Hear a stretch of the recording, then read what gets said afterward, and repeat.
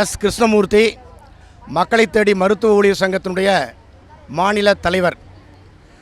தமிழக அரசின் கீழ் மக்களை தேடி மருத்துவ திட்டம் என்ற பெயரில் 2021ஆம் ஆண்டு ஆகஸ்ட் மாதம் 5ஆம் தேதி கிருஷ்ணகிரி மாவட்டம் சாமனஹள்ளியிலே இந்த திட்டம் துவக்கி வைக்கப்பட்டது.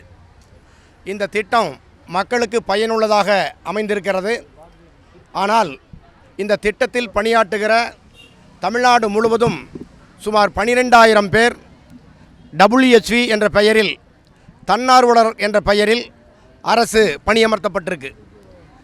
இந்த பணியாளருக்கு 2 மணி நேரம் வேலை என்று பணியமர்த்தப்பட்டாலும் நடைமுறையில் இப்போது 8 மணி நேரத்தையும் தாண்டி பணிச்சுமை அதிகரித்து வருகிறது.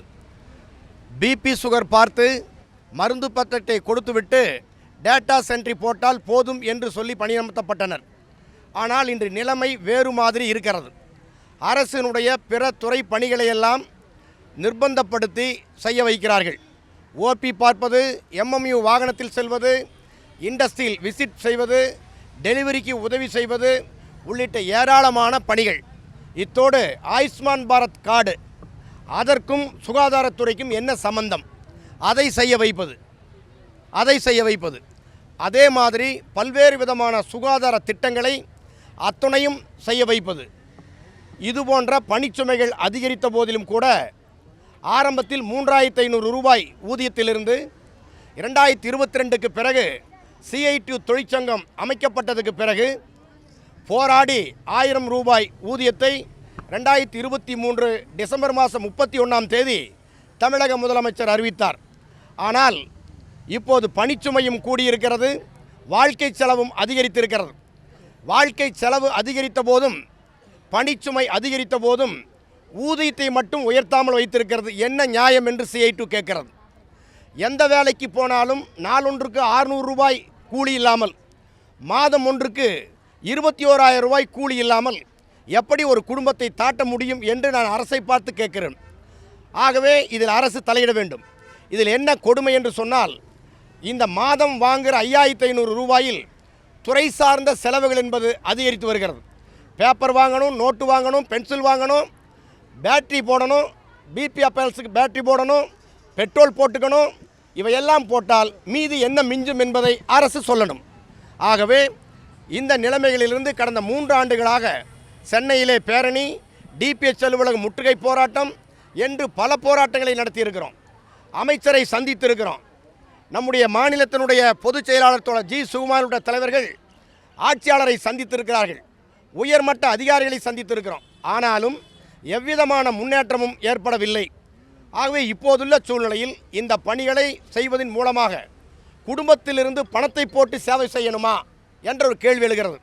ஆகவே அதன் அடிப்படையில் இப்போது அரசினுடைய கவனத்தை ஈர்ப்பதற்கு தமிழ்நாடு முழுவதும் அனைத்து மாவட்டங்களில் இருந்தும் பல்லாயிரக்கணக்கான ஊழியர்கள் இங்கு வருகை தந்திருக்கிறார்கள்.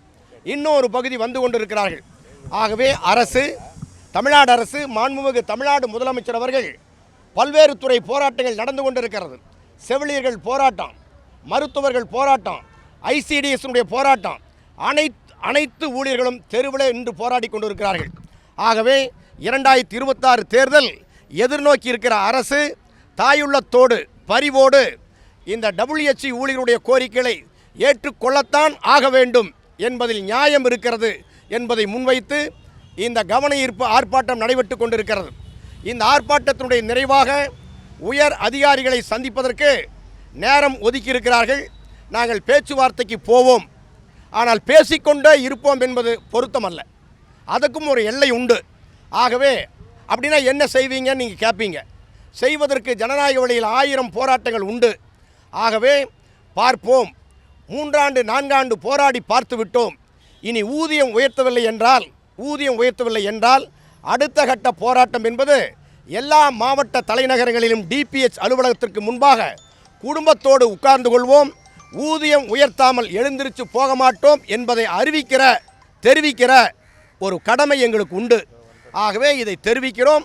அரசு உடனடியாக பேச்சுவார்த்தை நடத்தப்பட வேண்டும் என்று நாங்கள் கேட்டுக்கொள்கிறோம். இதுதான் இந்த ஆர்ப்பாட்டத்தினுடைய நோக்கம். என் பேர் எஸ். கிருஷ்ணமூர்த்தி, மக்களை தேடி மருத்துவ ஊழியர் சங்கத்தினுடைய மாநில தலைவர். நன்றி, வணக்கம். ஒரு 2000 பேர்த்துக்கு மேல் இருக்கும். வந்து கொண்டு இருக்கிறார்கள். ஊழியர்கள் 12,000 பேர் மொத்தம் தமிழ்நாடு முழுசும் அனைத்து மாவட்டங்களிலும் செயல்படுகிறார்கள்.